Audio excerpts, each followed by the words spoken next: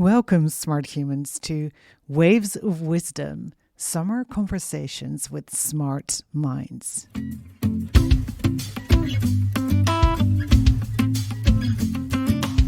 Because this summer, I invite you on an inspiring and transformative journey as I explore the minds and lives of extraordinary smart humans. I'm, of course, your host of the Managing the Smart Mind podcast, Elsa Kramer, also known as Coach Kramer. And throughout this scintillating summer series, we're going to be riding the waves of the inspiring lives of lots of very different people with bright brains. In each interview, I have the privilege of engaging in captivating conversations with amazing smart humans, from poets to startup founders, from artists to entrepreneurs, and from stand-up comedians to swamis. This summer, we'll be delving into the depths of their wisdom, and we're going to draw lots of inspiration from their unique perspectives, their choices, and experiences. Waves of Wisdom is not just about high IQ or being fast-brained. It's about how to harness your intelligence and your heart to make a meaningful impact. You're going to learn about strategies, tools, and shifts these smart minds have employed to navigate the complexity of being a fast-brained human on this crazy planet. We're going to explore all the ways in which you too can design a life that works with your smart mind. Whether you have a well or not so well managed smart mind, this summer series of Waves of Wisdom will help guide you on your quest for knowledge, inspiration, and personal growth. Enjoy. This is episode 87, Business as an Art Form, Adrian Knight's creative approach to entrepreneurship.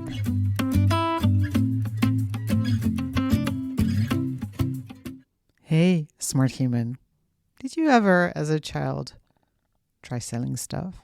Car boot sales, or if you were in Holland, Queen's Day, King's Day, flipping shit, right? So much fun. I used to dream of doing that on a bigger scale, and maybe you did too. Maybe you too dreamt of buying companies, improving them, optimizing them. That's what our brains are so good at, right? And then selling them again. Well, if that is you, then you are going to love this interview with former Paperboy of the Year, Adrian Knight. Adrian is an accomplished acquisition entrepreneur and business turnaround expert. He's also dad to a beautiful 3-year-old and owner of a very smart ADHD brain, which, by the way, causes him to always be 15 minutes late, which is now called nighttime in his family.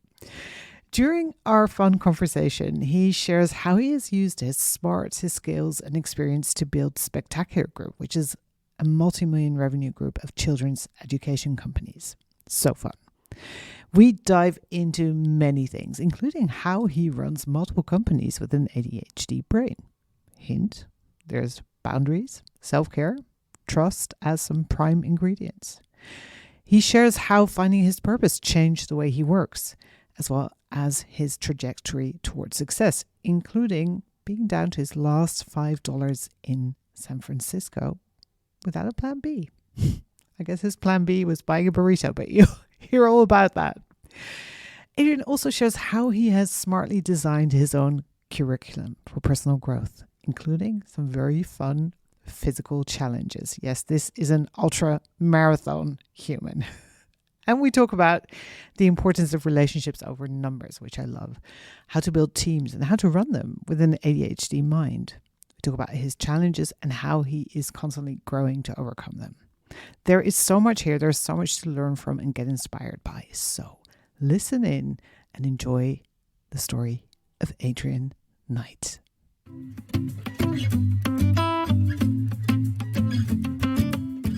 All right, fast-brained humans, I am delighted to introduce to you Adrian Knight. Welcome, Adrian, to the podcast.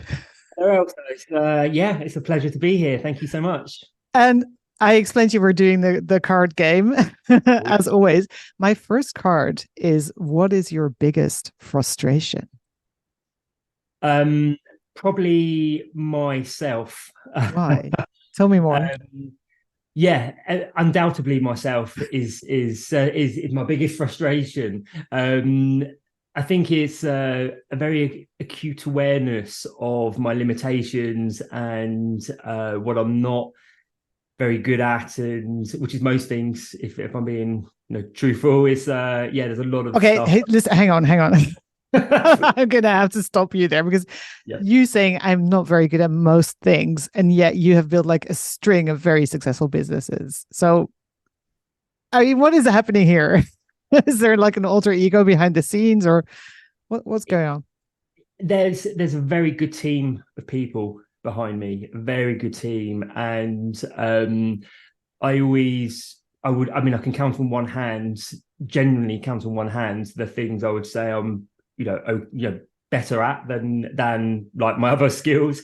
But finding good people who have real potential, and helping them to unlock that potential is one of those things I'd count off. So That yeah, is a this superpower. not so much me, it's more them, genuinely. So, Okay, so back to frustrations. Like, what is one characteristic you're like, if I could change that, I totally would.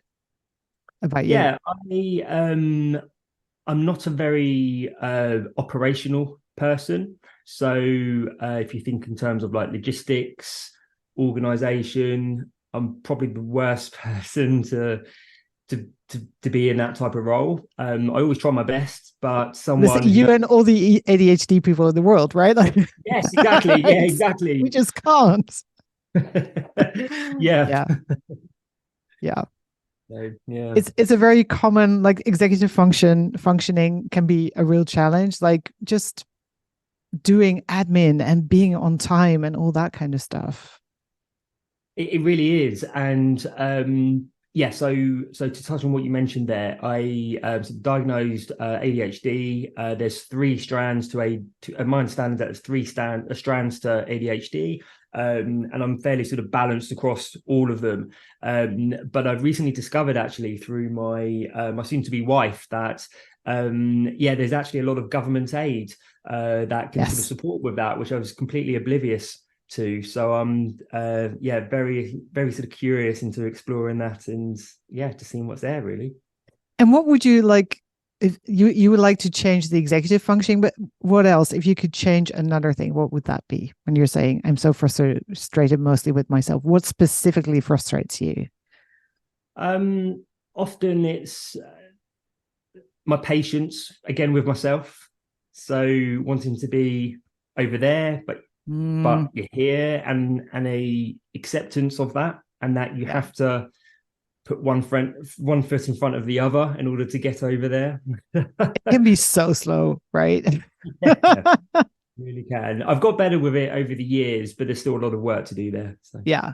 Do you also have time blindness, or is your experience of time pretty decent? I'm terrible with time. So we Okay. have a running joke in our family, which is called night time. So my surname's Knight, and And I don't I, know for how the listeners, this is spelled like, as a knight in shining armor. Yes, Yes. KNIGHT. And so we run on night time, which is approximately 15 minutes late. Yeah. Like almost to the minute. It's like we're 15 minutes late. No matter how hard I try, like many a time I've left like an hour early and still end up being late. It's Um, astonishing. oh, Yeah. it's just yeah, it's And yet you're still managing to do all the things, which is pretty cool. I think so. Yeah, I think Yeah. so. Yeah. My next card is boundaries. Mm, And I think this is a great one, especially because you run a lot of businesses simultaneously, right? Or at least you're sort of overseeing stuff, which implies that you need to set a lot of boundaries on your availability and your time, I guess, but also on employees. How do you do that? How do you set yeah. boundaries? So that's been a personal journey for me. And I've learned a lot about boundaries from personal relationships. Mm, So certainly, I'm very happy, like, well, soon to be married this Saturday, congratulations. actually. Thank you. So very happy, like in our relationship, but in previous relationships, I started to notice a distinct lack of boundaries from myself, and that caused a lot of well, arguments and conflict between Mm, me previous partners, in part because they were frustrated with the lack of boundaries, and also from my side, like frustrated that they couldn't see these boundaries that I wasn't putting into place. Right. So I've learned a lot from those relationships, which I very clearly bring into my business life as well, because we have a beautiful 3-year-old daughter at home, and there's some very strong reasons, her being the top of that list, as to why actually there has to be boundaries. Yes. And it's not all about work or business or anything else of that nature. And what helps you actually learn that? Because you're telling a story as if, one day you realized, oh, this is not working out in my relationships. Now I'm going to do it differently and apply it in my business. That sounds like a slight oversimplification. Like, what were the steps to realizing you need to set more boundaries and then implementing it? Because it's very hard for a lot of people. I think it brings up a lot of fear. What if I set a boundary and someone gets mad, or someone says, I don't like you anymore? Yeah, I think I've learned to look at that slightly differently. So if someone gets mad at a boundary I'm putting in place, which never happens, by the way. Interesting, isn't it? It never happens. Yeah. But at the beginning, there is a fear that they will get mad. And if you say no to this person, because actually, if they're trying to entice you to go and do something, but actually you just need an hour to yourself, that is absolutely fine. And if that person can't understand that, then there's probably bigger questions to be asking yourself as to, well, why don't they understand that? And taking that a few steps further, is that the type of people I want in my life, or my close circle? And so though it was very scary at the beginning, but as I started to put those boundaries into place and saw success with, they completely understood that. And in fact, they respected the fact that I needed an hour to myself, and that I would show up a better person after that hour. That fear quickly dropped. And then it was like, okay, yeah, these are my boundaries. And yeah. And this stuff works, right? It does. Yeah, it really it's does. incredible. I was like diagnosed with burnout many, many years ago. And I got a coach. I think this was back in the late 90s even. And one of the things she taught me was boundaries. And I was like, no, this is never going to work. And I just started putting them into place. I got so much respect at the office. It was insane. I was like, wow, I wish someone had told me this earlier, but good to know, right? It seems so, I don't want to devalue it, because it is a big thing when, if and when you're struggling with that. But in hindsight, it seems so simple and almost like, why was I even concerned about that? Why was this a problem? But when you're going through it feels much bigger, and I can fully relate to anyone who may be struggling with that. And all I would say is, you're worth it. Like, it's like, you're worth it. So you're worth carving out the time, prioritizing yourself, all the things. Absolutely. Yeah. And I think the reason it's so scary, it does make perfect sense, even though it's easy to sort of overcome it once you've taken the first steps. It's just almost like a physical thing, right? Your nervous system's like, no, don't do this. We're going to die. We're going to be cast out of the tribe. Nobody will love us. We'll end up under the bridge. Oh exactly. Everyone's going to leave me, and I'll be alone. So yes. But it doesn't happen. with a bottle of whiskey or whatever. Yeah. 100%. So one of the things you started doing, and we'll probably get to this a bit later, like the backstory of it, but you started buying companies, restructuring them, and turning them around, which is fascinating to me, because my brain's like, wow, first of all, that sounds super fun. Second, it sounds super scary. So how did you, I can understand how you managed the fun. How did you manage the scary? Or was it not scary to you at all? I still manage the scary every single day. The scary changes. So I'm going through and this past, since mid-May, really, I've been going through a very sort of significant phase of a business turnaround, quite a large business turnaround that I've been doing. And every day it's been a day of like fear, and today is no exception. But the fear is changing, and I've started to recognize that as you move through that fear, and a bit like the boundaries, you look back and you think, maybe I was blown out of proportion a little bit. Yeah. Was it that bad? Right. Was it that Yeah. bad? And um, yeah, I just keep reminding myself of that, and that's sort of the first component to how I sort of handle that. But also the second component is that I've learned to really um, structure my day so that I make time for myself and to put myself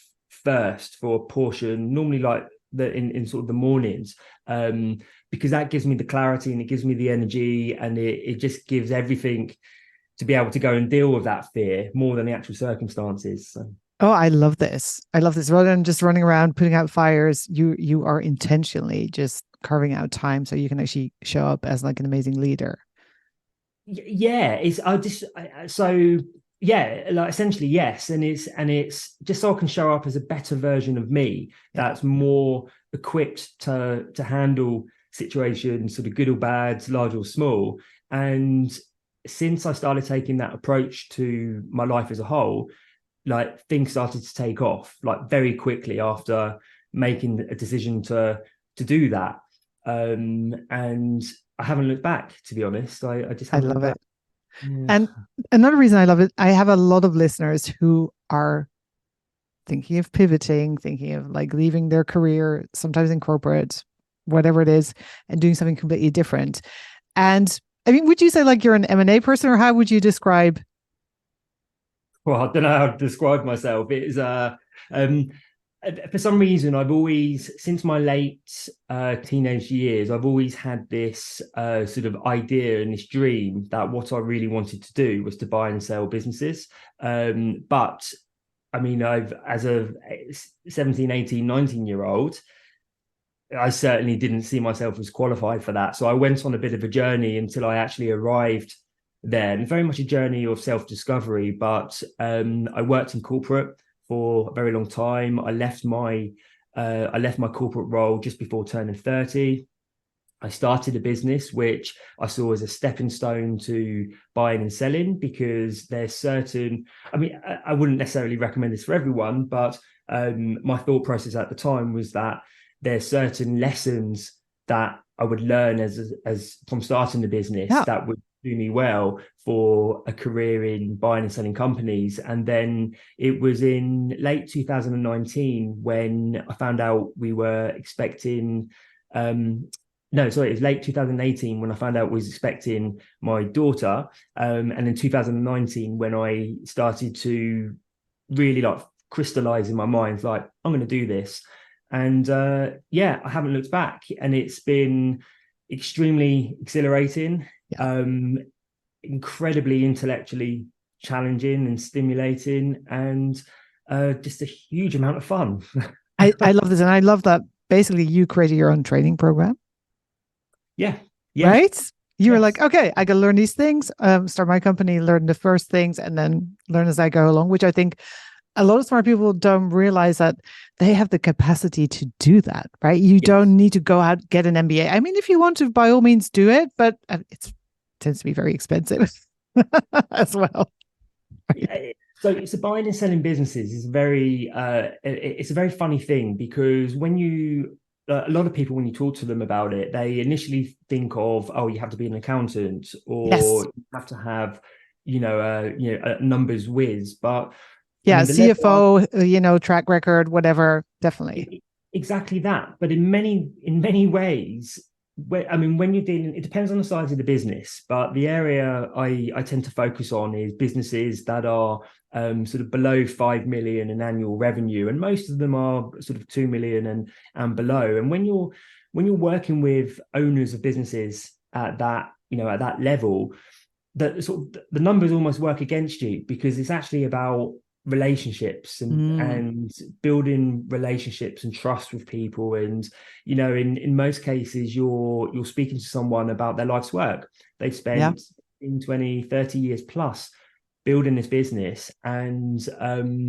they've reached a stage where they want to move on. It's a very emotional process for them, and for a lot of them, they've got a huge amount of their sort of like wealth and not just wealth, but pride and identity It's like tied their up in child, that. right? Almost. Exactly. So if you Yeah. go in with a spreadsheet, you're not really respecting that journey, but you go in as a human and an authentic one, and you Mm. sit down and you really talk to them. That's how you do it. And I sort of having started a business, I recognized that with other business owners. And so I felt that you can't learn to do this by theory. You certainly can't learn to do Yeah. it by M&A. This was a case of going out one step in front of the other, putting aside the fear or feeling the fear, and just having a conversation.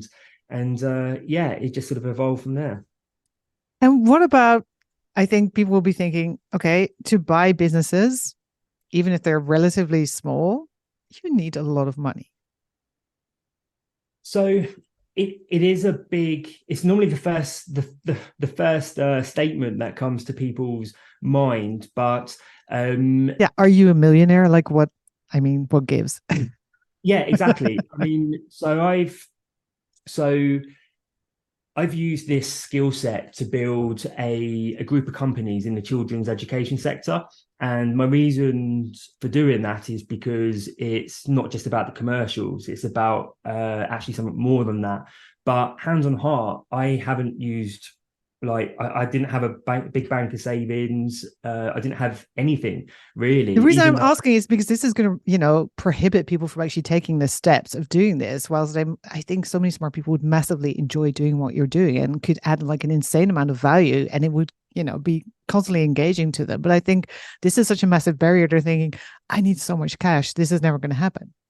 yeah, that's just it. And I mean, the short answer is you don't, because the key when you're doing this is you have to recognize that there's risk, and particularly there's risk in smaller businesses. And so um, even if a business has a price tag that goes into sort of the hundreds of thousands and even like the millions, like it's very often sitting down with the owner or owners of that business and saying to them, look, essentially what I'm buying here is contracts, and it's you've got your team in place, but I've never had a business where at least some aspects of the team didn't leave. Like there's no security here, and so you have to, and this is the key, you have to structure the deal for buying that business in a way that protects you, because nasties will come up.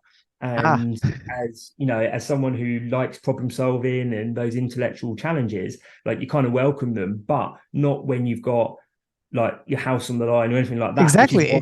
which is why you don't do that. And a lot of business owners, they will push back at first because they're expecting a big bag of cash so they can go off on their world cruise the next day. And I've literally had a business owner and his wife go off on holiday the next day, and it was a After nightmare. you signed. Oh my God. Yeah, literally like within 24 hours. And it was a nightmare because there's so many things you need to know from them because Mm, they are the business to a large degree. And so it's about getting on a mutual page and into sort of a mutual understanding where you both recognize that actually this can work, but it means working together. And this is where it falls back to the relationship and the trust right. aspect. So you don't need loads of cash. I certainly wouldn't recommend put in like any sort of like real financial assets and even cash in the bank at risk here. There's much smarter ways of approaching this.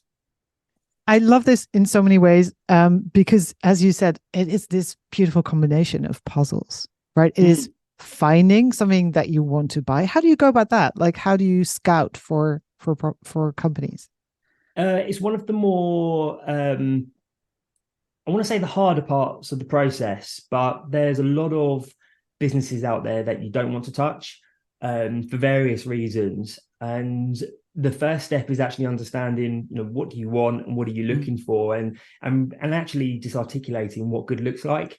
And then once you have a framework for that, then it's a question in most cases of being proactive, so directly approaching the owners of businesses like that. Now, I'm not talking about picking up the phone and cold calling. No one likes doing that. There's much more, Like, yeah, there's much more softer, warmer ways in which you can approach people, whether that be sending them a letter, as an example. love that. And yeah, there's a variety of different methods, but it's all about I'm always keeping it at the forefront of my mind that I'm looking to build a relationship and a rapport with someone there. And so even the manner in which I approach people is very important to me. But then as you start moving down this journey, like the tables start to turn. So these businesses start to find you out because they have Mm. sort of heard that you are, sort of ethical, moral.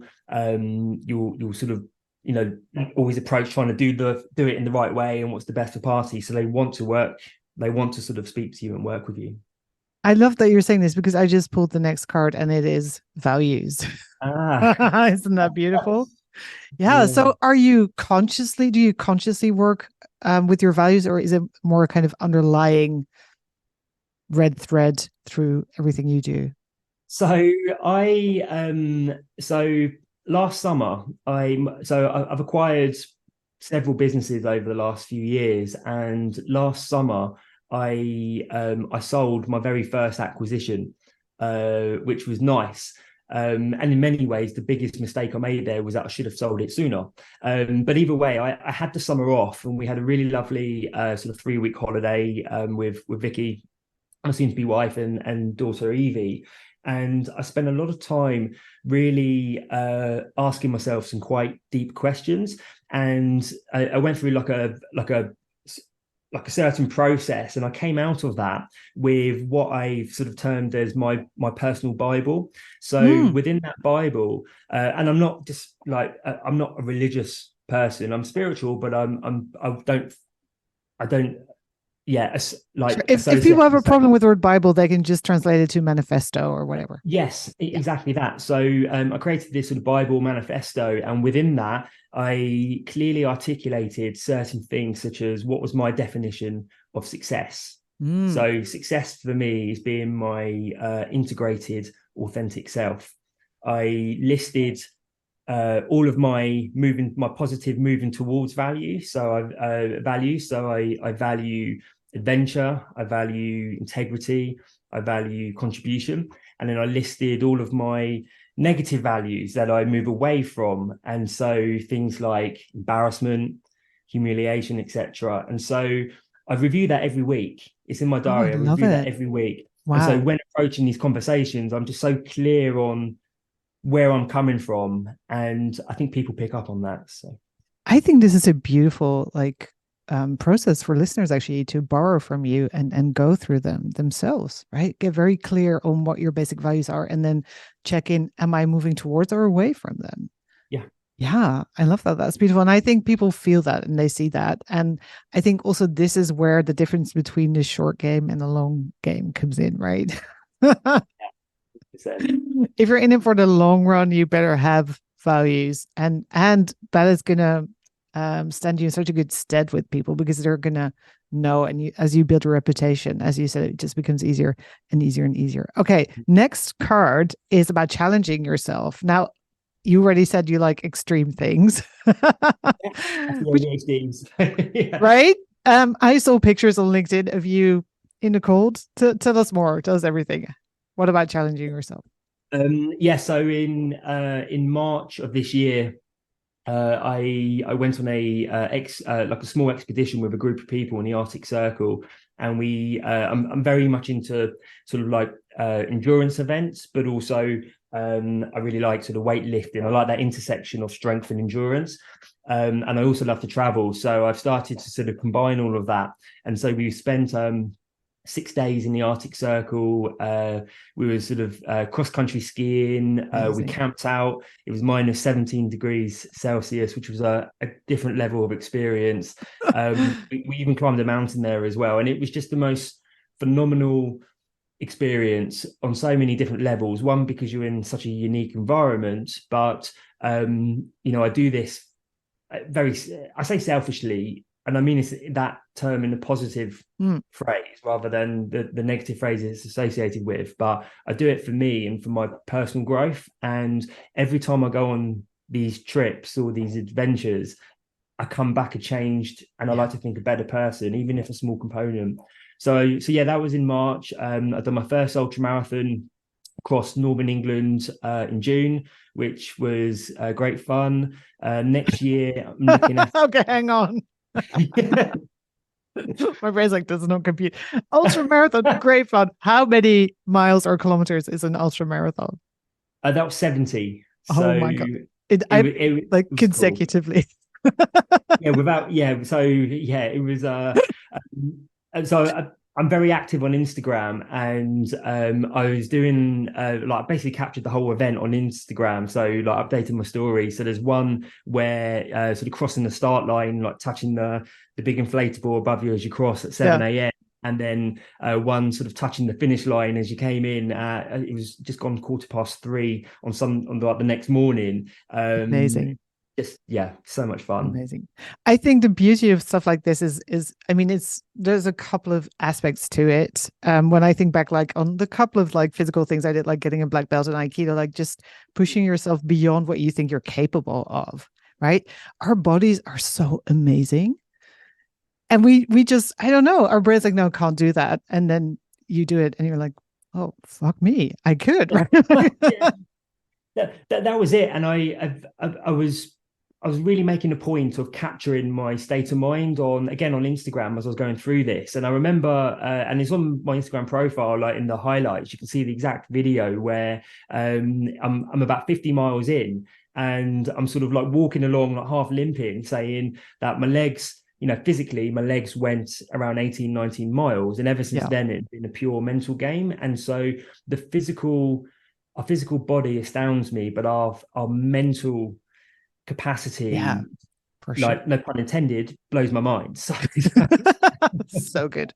Yeah, and when you get and it's a very I mean for some people it becomes a very dangerous game because they get addicted to the adrenaline and then they push their bodies beyond its capacity, right? And they break things. So how do you sort of dance in that sort of sweet spot where you push yourself beyond but you do or maybe you do break things? Tell me.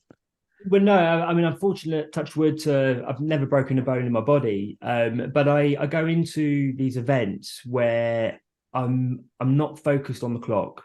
It's not Right. about finishing in a particular time. I always go into every one of these events with it's like me versus me. I'm doing it for me. Love it. Uh, Yeah. I'm going to cross that finish line. I already know I'm going to cross it before I've even taken off. I don't care about the time, and I'm completely open and relaxed to everything that will naturally come up during that. So whether it's your t-shirt rubbing or if you twist your ankle, whatever that is, I'm totally open and accepting of that because yeah, these are the mini tests that come up Yes. during this longer event, and that's where the growth is Okay, hang and the on. fun. This is a perfect metaphor for building a business. Yeah, yes, yeah, Totally. I mean, I'm getting goosebumps because this is it. First of all, you decide you're going to do it. And yeah, it doesn't, right? It's like the decision, because people are often like, I've started a couple of businesses as well. And people are like, how did you do that? I'm like, it's not a question of like, is it going to work? It's, it's going to work. I'm figuring out how it's going to work and I'll keep yeah, at it until I've figured it out. Giving up is not an option. So that's like the first thing. And second, being completely open to all the bullshit that yeah. happens along the way. I love that. That's beautiful. This actually ties back to the very first question, which is the frustrations with yourself. And I said it Yeah. was the impatience, and I've got better at that with age. And actually, like if you dive into that a bit deeper, it's the releasing of any sort of preconceived time frames. It's the time Yes. aspect that tends to cause the most stress and frustration. And so now I just completely like let go and just sort of roll with things, and it seems to work out significantly better. Oh my God, yes. I mean, in coaching, we would frame this as, it's not better here than there. That is what people Mm. have to learn. They think if I get there, I'll feel better. And that's why everybody's in such a rush. But, surprise, surprise, when you get there, you still feel the same way Yes. usually. So you might as well start feeling good where you're at, which is exactly what you're doing during these challenges. I love it. That is such a beautiful, beautiful metaphor. And also, like, again, you've designed your own education, like parallel, right? How do you expand your comfort zone? How do you become more resilient? Love it. Beautiful. Okay, next card, trust.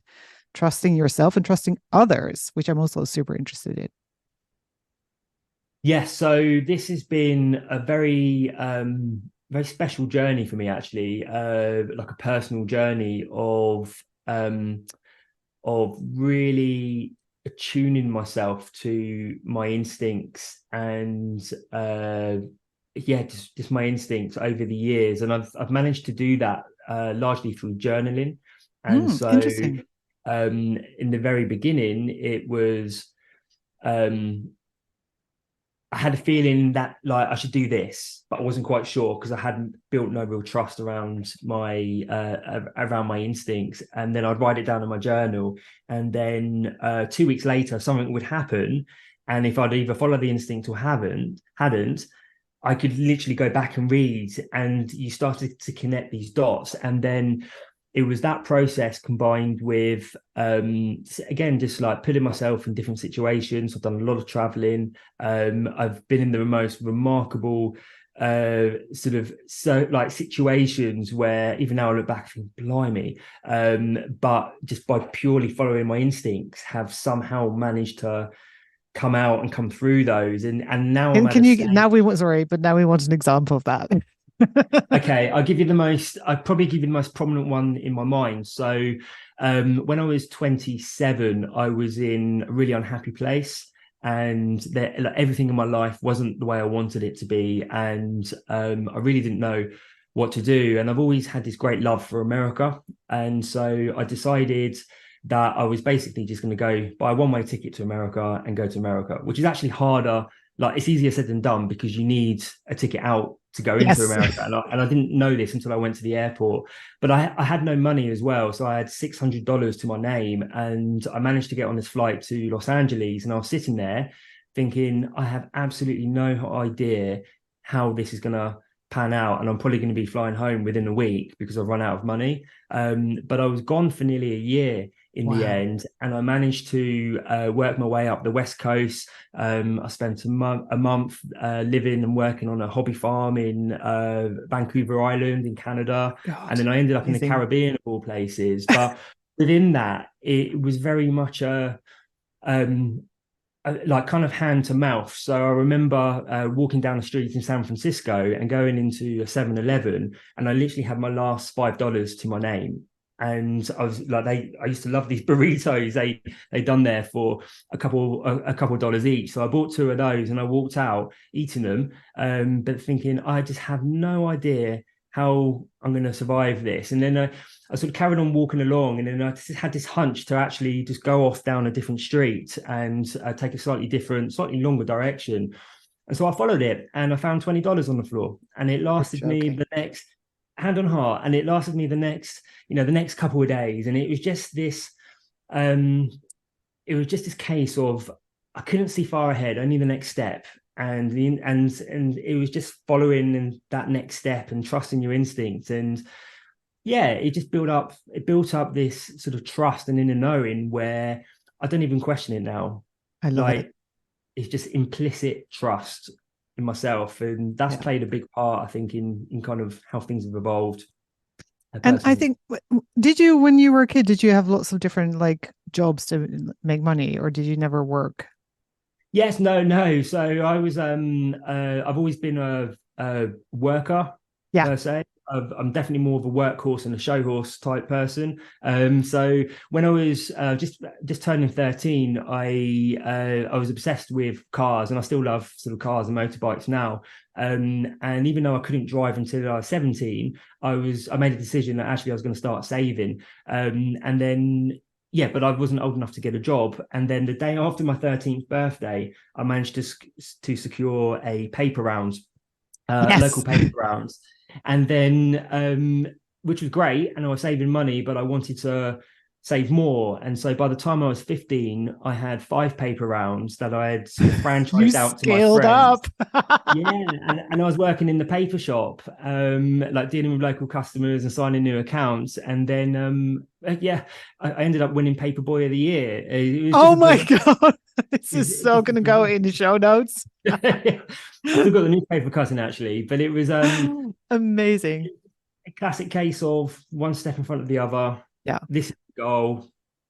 Just But keep the moving. reason I ask is because I think this also builds a lot of trust, as in it has been my experience. I also remember getting very excited about being old enough to get my first paper round, always babysitting, always working, always hustling, making money, buying and selling on like what used to be Queen's Day, all the things. And I also never worry about like where my next dollar or pound or euro is going to come from. I just know I'll make it work because I know how to work. Right. There's that kind of trust.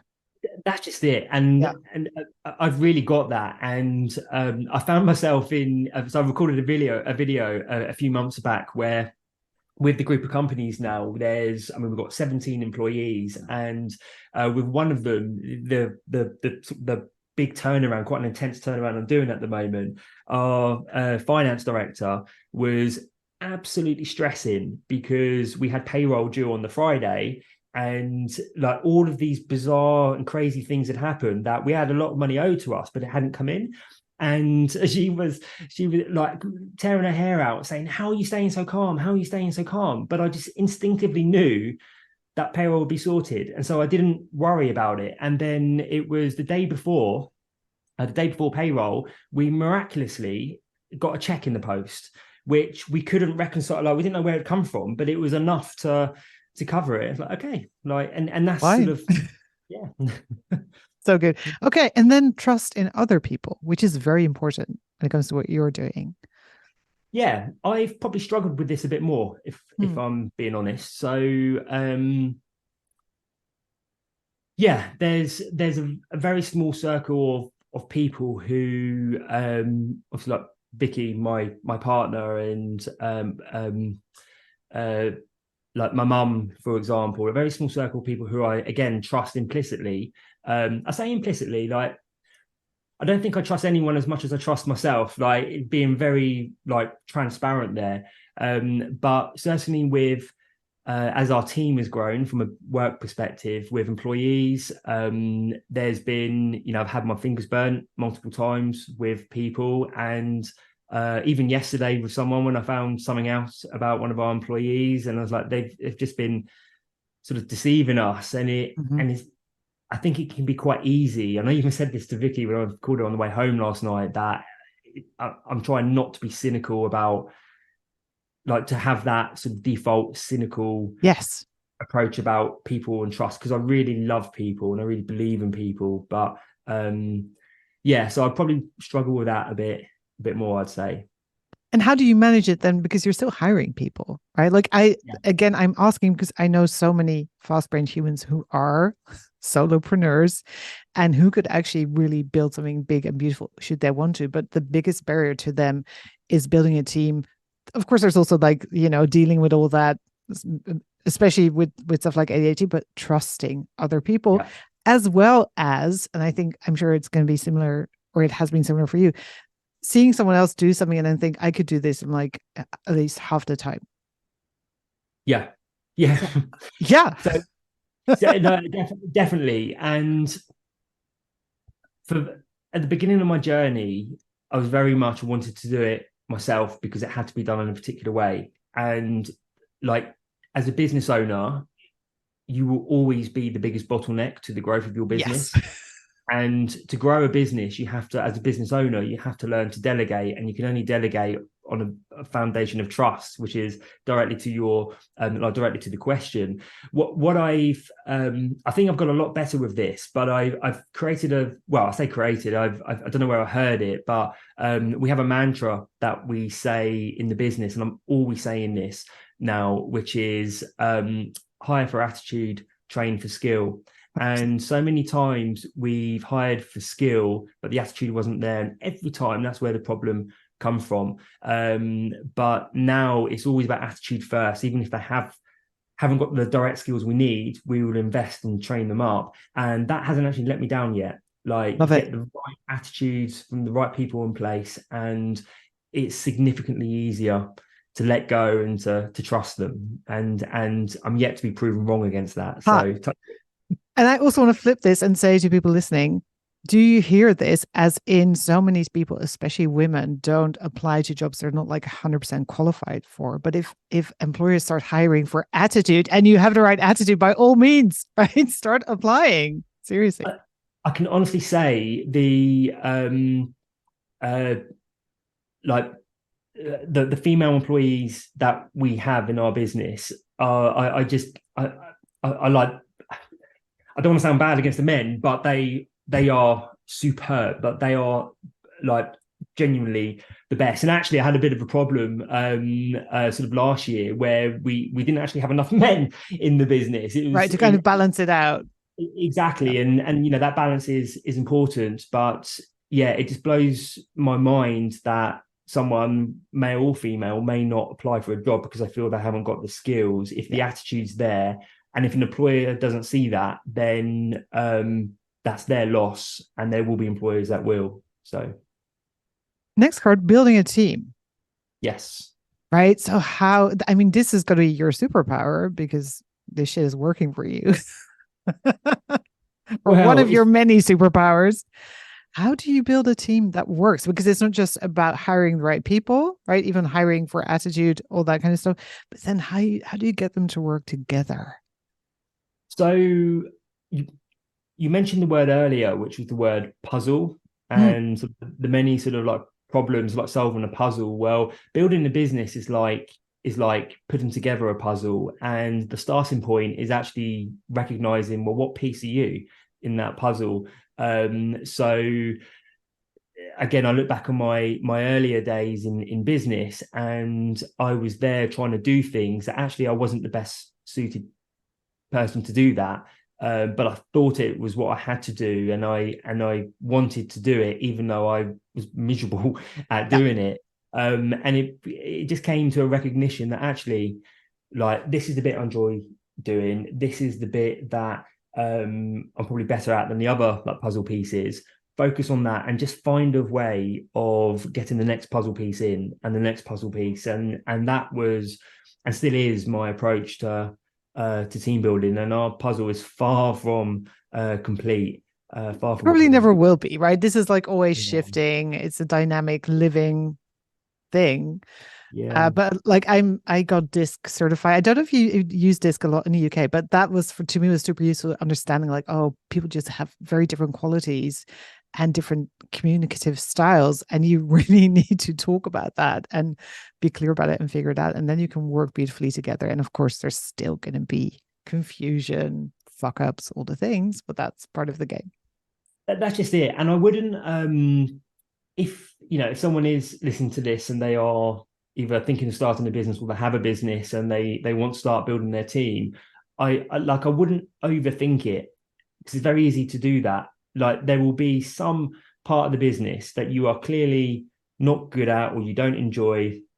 For a lot of people, it could be finance. A lot of small Yeah, business owners don't enjoy finance. So that's okay. Start with the finance piece and also recognize that not every person you hire is going to work out. And exactly. Yeah. if it doesn't work out, that's okay because you're doing them a favor as well as yourself a favor by confronting that reality rather than trying to, put a square peg into a round hole. So Absolutely. you And you're just, collecting data, as in you're learning what works and doesn't work, right? Because people can get so completely depressed, like, oh, I tried hiring people, but it didn't work out. I'm like, yeah, next, right? Like, what did you learn?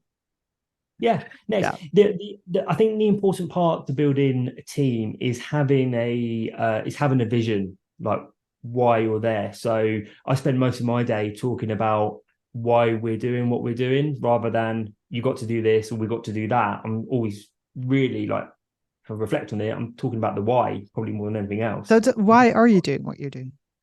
So for us, and particularly for me, it's about the kids. So I was in a very different industry. I mean, just 3 years ago, I was in a very different industry. But having so Evie was nearly one at the time. This was in 2020, and having been exposed to this whole new world, which is children, I Yes. was fascinated and extremely tired. But I was just sort of fascinated with this whole new world, and I've always seen business as a vehicle for not just making money, but for driving like positive change Mm. at more of a scale. And I never really knew where to focus that, but I saw this world of kids, and I had all these serendipitous events sort of happen that really made me recognize that actually those sort of first years of a person's life are so influential and transformational, and that focusing like my time and my efforts on that part of someone's life journey would be a life well spent. And so when I say it's about the kids, it truly is. We are building an integrated learning experience for children because everything's quite fragmented. And so with all of the major decisions, there's been some pretty big, tough decisions I've had to make over this month. And with the team, like it's always first and foremost, this is about the kids and keeping that in context. And then from there, after the kids, it's about the team and so forth. So yeah. But tell us a bit more about that, because I know what you're building, or at least I think I know, but what are you building for the kids? So the company is called Spectacular Group. Um, it's essentially a group of companies that come together to provide this integrated sort of learning experience where we really want to shape someone's, like a child's development and growth as they grow older. So I started with buying a very small franchise network called Talking Tots, which does speech and language communication for under fives. And that was very tiny, but I done that as a commitment to myself that I wanted to play a part in this, however small. And then that sort of led to buying a much larger business called Joe Jingles, which provides music and movement classes again to under fives. And between those two businesses, we educate around 10,000 under 5-year-olds every academic term. And then last year, I had the opportunity to buy a business that builds playgrounds. And so fun, seriously. So much fun. And but I sort of gone into that, and that there's a lot of things wrong with that business, and it's been a real it's been an exhilarating ride. I've had a great time, but we've sort of turned that inside out, and so that business now builds sort of outdoor learning environments mainly for primary schools and nurseries in the UK, but they are based around the national academic curriculum. So Key Stage 1, Key Stage 2, EYFS. And so piece by piece, we are, sort of inside and now outside the classroom, starting to shape these environments and these this sort of content that's being delivered to these sort of young children. And yeah, I mean, it's less than 3 years old. It's all been done through acquisition, and yeah, we've still got a long way to go. What is your biggest learning? Because you said I've had to make a lot of tough choices over the past month, and shit has happened. What is your biggest learning from this sort of recent period? It's I was literally talking about this week with Vicky.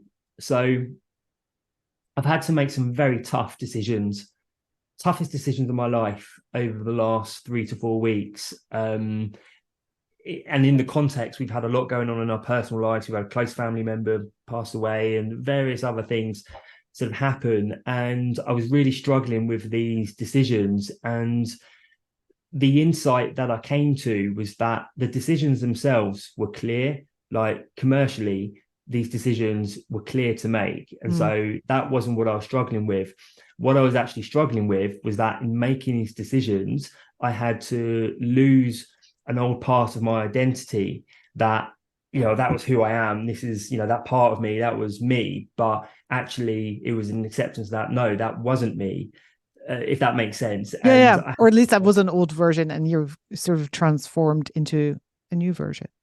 Well, transforming, I would say. And yeah, so that was by far the biggest, and I really battled with that, the biggest sort of struggle. Again, it all goes back to the personal rather than the the outside. Yeah, and that is the thing. I think if you care, because I'm guessing that is something that happened here as well. If you care a lot about the personal relationships, then some stuff is also much harder. Yeah. So there is that price to pay on the flip side. But I'm just looking at the next card, because in our pre-chat we talked about, you said business to me also is almost an art, right? It's something creative. And I love that I have the same experience when people are like, oh, especially from the arts world where I've been active with, like business is just boring shit around money. And like, you have no idea. So how do you see business as an art? Yeah, it's funny. I don't know where this has come from, but again, it's sort of I could trace it back to my late teens when I just knew I wanted to buy and sell businesses and to turn businesses around. I always viewed business like if someone asked me like who I am, I would say, well, I'm more creative than a business person. Like Right. I'm far more of a creative than like, some business person. And it just happens that business is my canvas. And so the different components of business, like learning how to market business or business finance, are just they're my paintbrushes and the different paints, and you upgrade and you get new ones, and over the last maybe sort of 15 years, I've been sort of experimenting, I guess, with, I'll try this painting or that painting, and had a lot of failures. But certainly with Spectacular Group, it's very different. It feels like, no, I'm actually approaching this blank canvas and starting to apply and build something that for me is a piece of art. And that is genuinely how I look at it. So yeah, it's an amazing creative outlet, and it tests in all the right ways. So I always say running a business is like free personal development training forever and ever, right? Like yeah. it never stops. But there was something else I just wanted to ask about that, and now it's gone, but it will come back to me. When it comes back to me, I'll ask. But I'm also curious. I always love to ask guests about any rituals they have, or whether they've done something in their physical space, to help them be more happy, productive, successful. You name it. What does that look like for you? Yeah, so for me, I have a really clear structure to my mornings. So I've always enjoyed getting up early in the morning. And I'll get up at 4 a.m. In the morning. And I sort of worked to that. Like when I started to get up early, it was like 6 o'clock or 6:30, and then moved back. But 7 days a week, every day, I'm up at 4 a.m. and I'm going through a particular routine. So I will, go downstairs, make a cup of tea, very British. Say hello to Milk my or cat. tea first? We have to have that discussion. Can't do anything about a cup of tea in hand. But then I will read 10 pages of a book every single day. And it's phenomenal just how many books I've read because of that one tiny little habit. I will then meditate for 15 minutes. I would then go and exercise. And so I'd go to the gym and I'd have a good workout. And there'd be a number of other things I do within that first sort of 3 hours of the day, every day. And after that, so about 7, maybe half 7 at a push, my daughter's either up or she's getting up. So then I'll come back and I'm dad. And I'm really enjoy that time at making her breakfast and just, having fun with her, really. But I'm approaching not just my daughter and my family first and foremost, but the rest of my day, I'm approaching phone calls, meetings, emails, everything from a very different perspective. And I never fully appreciated the significance of this. And I can't like emphasize this as enough, like the word significance. It wasn't until it was the summer last year when we went on a family holiday. It was a week-long holiday, and I'd really nailed and sort of worked on getting this routine right after selling my first acquisition. And we was on this holiday. It was a beautiful holiday, but I felt awful. Like I felt really awful, and I was getting loads of rest and enjoying time in the pool, but I just couldn't put my finger on it. And it was the last day when I got up, and I was like, "That's it. I haven't been doing my routine." Yeah. And it just that it all clicked into place. And so ever since then, I've been like hand on heart, it's the best part of my day. The best part of my day, and I go to bed at night genuinely looking forward to waking up, and it's had the most profound impact, like more than words could explain, really. I think this is a massive gift you're giving yourself every day. It is. Yeah. It really is. Yeah. When you talk about building self-trust, right? Like you're Yeah. also saying I matter, and how the way and my health matters and my mental health matters, like the way I feel matters. And I'm going to prioritize it above everything else. This was just so profound for me. It just has such a massive impact that I had a few close friends and acquaintances come and said, what's happened?" Like, because Are you okay? Basically. yeah, like things, yes, but things were noticeably different on the outside, and like, well, what's going on here? And I would always go back saying, look, this is the power, this is the source of it. And so I found myself in a position where they're saying, well, can you show us what you're doing? And so I started working with a couple of those and seeing how I posted about it on Instagram this morning, seeing how their lives have started to change has been the most humbling experience, and just reinforced that this is the secret sauce. It's that first part of that day which you give to yourself. That is the key to all of it. Yeah, 100%. And almost like allowing yourself that, because we're so conditioned, like it's selfish to want to carve out time for yourself for things that seem kind of superficial in a way. I'm not saying there at all, but like, shouldn't you be, I don't know, working, etc., etc. And this is actually the deepest work you can do, I think, right? Taking care of you and growing, learning, staying healthy, meditating, 100%. This goes back to the boundaries again, like having Yeah. that boundary, because I protect this time, like very, like I protect it. But before, the reason sort of I stumbled across this was because like previously I was getting up at 4 but going straight onto emails, and I had this complete sort of breakdown, and the like I had severe anxiety, and that was kind of the precursor to this sort of journey of self-discovery. And now, having been on both sides of it, I know which side I want to be on Yeah, you're with not going to go back, are you? no way. Never. Let's talk a bit about boredom. Mm. Do you even ever get bored, or is there too much going on?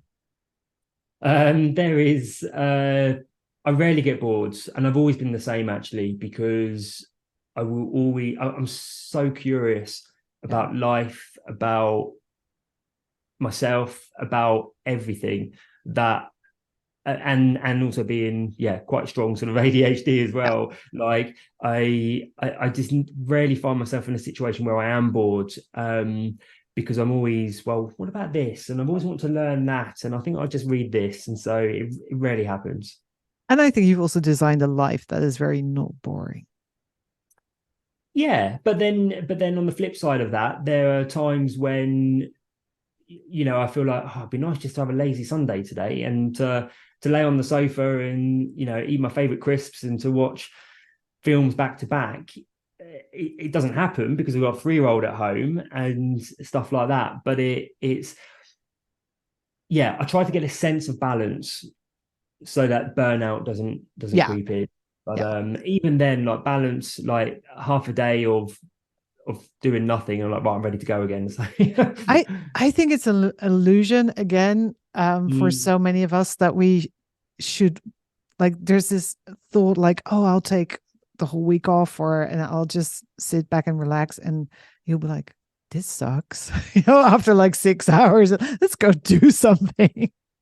but I always relate it to, I love reading autobiographies, and I love like watching interviews and hearing successful people talk, particularly in the latter part of their lives. And I'm not just talking about business; they could be success in any art Yeah. form, or whatever. And the common theme that they all say is, when people ask them about retiring, like they're in their 80s, and like, Never.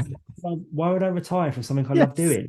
And I feel like that, like like having sort of worked very hard to shape a life where, like, it's not work, it's my lifestyle. And Yes. why would I not want to spend time doing something I love? Like, it doesn't make any It sense. doesn't, it just does not compute, right? I have the same thing. I'm like, why would I want to stop working? I just don't get it. It's completely lost. It's that art form, it's a self-expression. Yeah. So why would I want to stop expressing myself if I get Yes. inner fulfillment from it? Which is a different I do appreciate it's a different headspace from if you are, working in a corporate role. Just as an example, doesn't have, nothing against corporate, but you've not identified those passions, Sure. Or if or you're in a factory, I mean, of course you want to retire. That makes perfect sense. Yeah. yeah, exactly. Yeah. Exactly. But if you do what you love, it doesn't make sense at all to like ever No, stop doing it. And I think it's Yeah, just a constant like refining and honing again as an artist would, and getting even closer to what you're meant to be doing on this planet. Right. absolutely. Yeah. Yeah. So good. Okay. School. Mm. Talk to me, first of all, how is your school experience and how has that, if at all, influenced the work you're doing? Yeah, so I was very bored at school. Not Um, surprised. I was very, very bored. I was often my head's in the clouds, busy like sort of mapping out how I was going to expand my paper round empire and stuff like that. But no, so I have to see purpose in what I'm doing, and I just couldn't find the purpose in putting into my study. So I think it's typical of a lot of people with ADHD. Like I did Yeah. just enough to keep my head above water. Um, this is when I was in sort of secondary school. I went into college wanting to be a doctor, Oh, actually. interesting. And so I wanted to be a doctor. And so my first term, I was studying maths, chemistry, and human biology, and straight A's across the lot, which sort of made me think, actually, maybe, I'm not, like, maybe I'm smarter than I think I am, Yeah. I but think I'm just like not stimulated. And then at the end of that first term, I started to like look more into the journey of being a doctor and recognizing that actually like who I am, I couldn't see myself studying for 7 years, and so I quickly dropped down to straight C's again, motivation and gone. completely gone. And yeah, I've somehow found myself at university, but I dropped out after 3 weeks because again I was looking around and I couldn't see myself doing or taking this path in my life, even at that age. So I had a very different educational experience because even though I dropped out at university, I started a student business Of and course you ended up, did. and it grew, and it was a really fun time. And I ended up staying for 3 years at university. But I wasn't a student, To run the but I was business. exactly like we had all of these like student things going on, and it was a great education. But yeah, so I love this because I think so many people with ADHD are insanely smart, but they've been told all their lives, like at least their school lives, like, oh, if only you'd apply yourself more and you just don't have your shit together. And they start thinking they're stupid or incompetent or whatever. And, I'll even, they'll come to me and say, well, I'm not sure I should work with you because I don't think I'm that smart. And I'm like, hang on. It's just a massive lie because you didn't fit into the school system, right? You didn't sort of tick the boxes of being studious and doing things properly, ticking all the boxes. You didn't fit into that narrative of what it looks like to be smart and bright. And you've kind of internalized all that disapproval. And now you think you're probably not that clever, which is such a massive waste, right? When people then sort of live their lives that way. I just love that Einstein quote, which is everybody is born a genius, and then 99% are degeniusized. It's a wonderful quote because I truly believe that. I think that Yeah, everybody is born a genius and just has so much untapped intelligence and potential, but it's themselves that keep themselves back, and those self-limiting ideas or thoughts that I'm 100%. not that smart Yeah, or I can't hold my concentration. Like maybe you just haven't found the thing that, using your words, like you were put here to do. You exactly. know, And then you so will be able to like use that hyper focus and everything else yeah, just melts away. And you're like, oh, is it yeah, 12 already? yeah, yeah, yeah. Brilliant. It's Wednesday. Yeah, yeah. Um, Pivots. Like there have been so many pivots in your life, I think. Like how many do Yeah. you see when you look at it? Oh, hundreds. I Like mean, my medicine, right? First of all. even before that, I mean, my mum and dad, I think, were at their wits' end when I was sort of coming out of secondary school into college because I wanted to leave college. I was like, well, I don't want to be a doctor now. I want to go. Yeah. And my dad somehow managed to convince me to to stay. And from that point forward in particular, I just tried so many different things and I didn't stick at anything, which I'm sure ADHD had a role in that. But and they were at their wits' ends by, why can't you just, stick to Stick to one something? thing. But I just sort of said to him, but why, if I've tried something and I know I don't like it, why would I want to stick at it? And I saw this Okay, at hang on. university. Say it louder for the people in the back. Can you say that again? Because people Yeah. need to hear this. If you try something and you don't like it, then what's the logical sense in sticking at it? It's Surely it just would self make, torture, right? yeah, it would make more sense to go and try something else, that you take that feedback and you use that to, or maybe this be more suited. And there's nothing wrong with that. And I saw this at university. I saw, so because I stayed there for 3 years but wasn't Yeah. part of the university system, I saw so many of my friends in degrees that they despised. Yes. Oh my But God. and they're like, well, to get a degree. I was like, but are you going to use it? Like, well, no. I was like, so why are you doing it? Like, I just couldn't get my head around it. And time is so precious. And um, yeah, I just, when it comes to pivots, I really believe that, there is a balance, because sometimes you just have to persevere. Like, Yeah. if something's painful, the natural response is to pivot, but you have to know what end result you're going for, and know yourself well enough to know, actually, am I just taking the easy way out here? Like, is this worth persevering? Compared to when, pivot, I'm all for pivots. I'm all for it And until you I find something. actually, about this question, I have an entire podcast episode on like, should you change your mind or are you just being flaky? Yeah, Basically, yeah, right? That, exactly. that is the question. So, Yeah. how do you know you're not being flaky in your case? So again, it comes back to trusting myself, Yeah. to trusting my intuition. The last 2 months have been incredibly painful with this turnaround, and so many times I've had the opportunity to walk away, and actually to to come away quite financially, To do well. do well Yeah. financially. And so every option was saying, well, why don't you do that? You can walk away from this pain and you can do financially well. But it came back to, I'm in this for the kids. And that path, even though it might be better for me personally, is not what this is about. And so it's been very much a combination of my sort of instincts and intuition, and also just absolutely clear on my why I'm doing this. Yeah. And I'm just so pleased that I have stuck it out. And as, so again, I don't want to like add all of these different sort of behaviors to certain labels, but someone with ADHD, like sticking something out, is probably the hardest thing one can 100%. do. But yeah, strength of purpose, really. Yeah. Yeah. I think it can be so powerful to have a purpose, a why. And this is my next card, right? Like caring about the bigger circle, your bigger impact. I think as humans, we're almost wired to want to help, right? I mean, people are so terrified of asking for help. And I always say, like, people love helping. Right? Yeah, Like, look at all the unsolicited advice in the world. yeah. People love helping other people.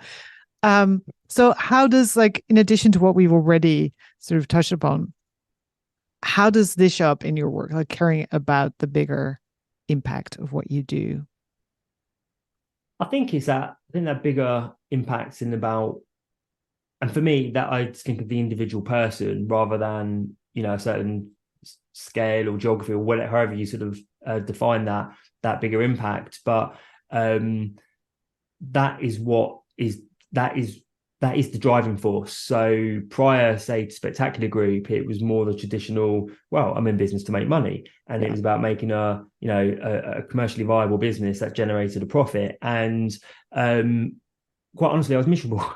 Mm. uh, because I recognized that it was like it needed to be more than that, which is why I sort of found myself on this journey going into the children's sector. But even that has overspilled further now. So my days are busy and there's a lot of moving parts in group of companies, but I really enjoy carving out time like daily and weekly, to be like showing others, well, this is how I do my morning routine. And there's like when you look at it from a black and white perspective, people are like, well, why are you doing that? Like, why are you spending your time? But actually, it's about that. It's about that. It is selfish because I get personal fulfillment from that service to Yeah. others. So, um, yeah, I don't know. Sorry, I don't know if that answers your question. No, not at all. But it is selfish. But being selfish means that you can actually show up as like a fun human to be around. I think that's another part people tend to forget, that we also need to be selfish to be like our best selves. Yeah, That sounds very yeah. quotable. You can't fill up someone else's cup if yours is empty. Exactly.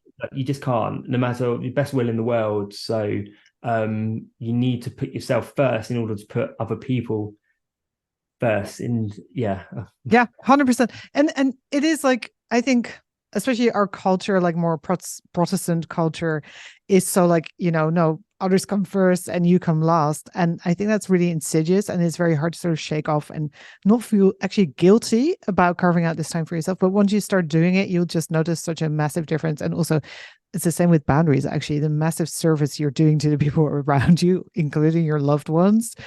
I think when I figured out that my husband preferred for me to tell him like what I actually wanted, yeah, that's like a massive, massive game changer in our relationship.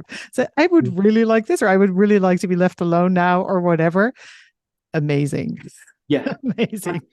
And it sounds so like, why wouldn't you? Like when you could have said like that, but it's so Right. easy to be in that place where, well, they should know. And Exactly. Okay. yeah, One more thing. I didn't make a card on this, which is interesting. Money, right? Because you just said, which I loved, like I was in it for like making the profit, and it was just wasn't engaging enough. How do you look at money now? Because money is, to so many people, is such a loaded topic, and it's taboo to want it, it's taboo to have it, in some circles, but it can also be super fun and useful. at the core of my beliefs around money, and going back to that sort of personal Bible and personal manifesto, I've Yeah. listed out my beliefs around money and other aspects Oh, of my that's in life. there too. Amazing. Yeah, there's four like books within it. So I've got like a 2 year vision. So this is how I see like my relationships, and and one of the books is the sort of the belief component, and accrued wisdom as well, like quotes. So um, but the core of my beliefs around money is I truly believe money is there to make good things happen for good people.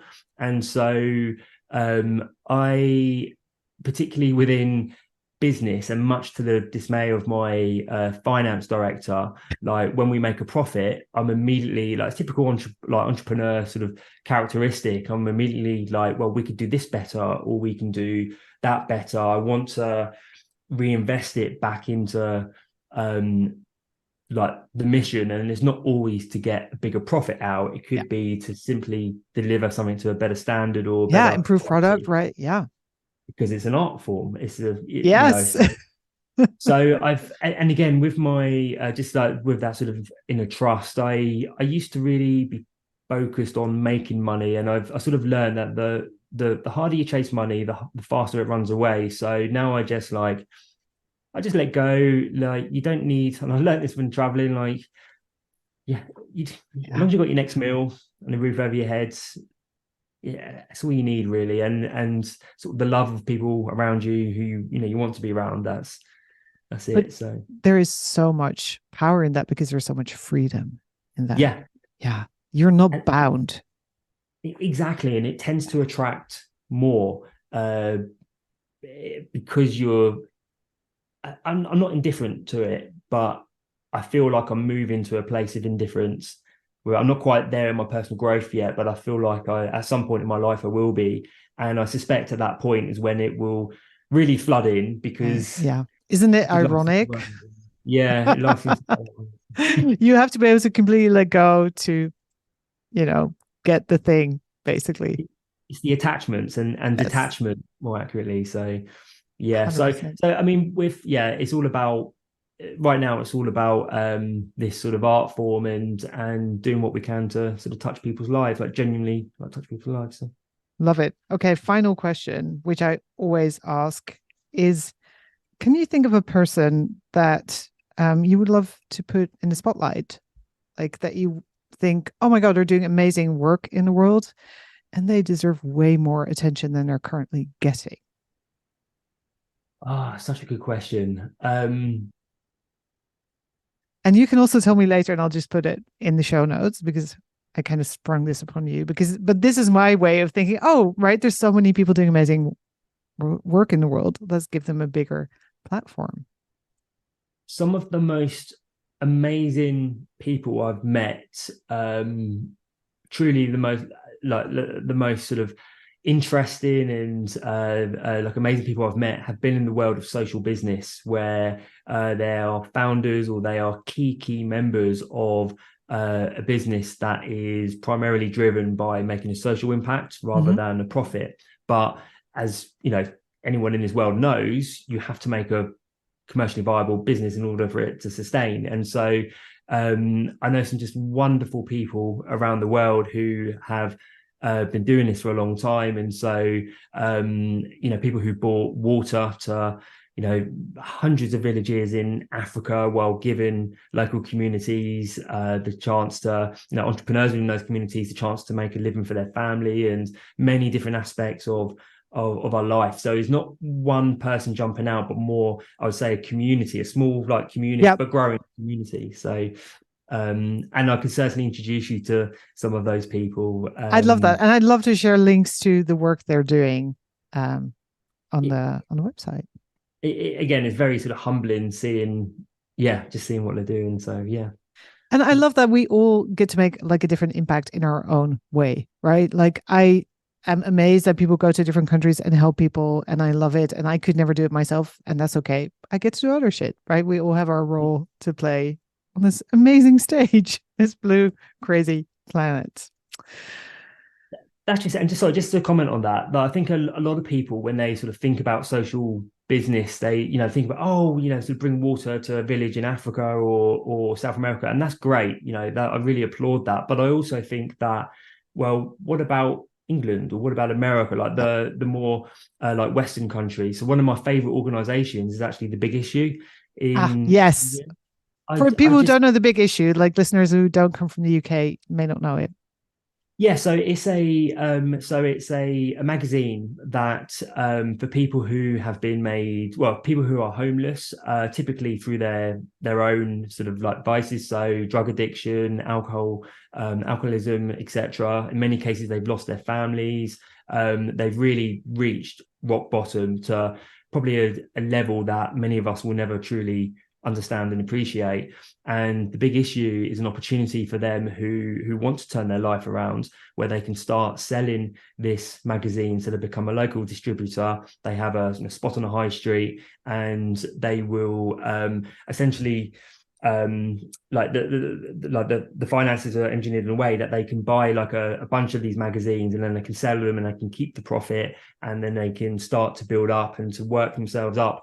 And I always when I see them, I always spend time talking to these people, and some of the stories, like people have lost their family, and they've managed to get themselves, so they now have their own bed sit, which gives them an address so they can go, Yes. and really works their way from the ground up. And I just think it's just the most phenomenal organization, really. And so yeah, I'd highly encourage anyone who hasn't heard of it to look into it, and just like, it's really touching, Yeah. really And buy touching. it when you see someone selling it in the street. Definitely buy it, Yeah. and even more importantly, spend time talking to the people selling it, because very often they're sort of snubbed, looked down, or snubbed upon, and people just walk past them as though they're insignificant, but they're not.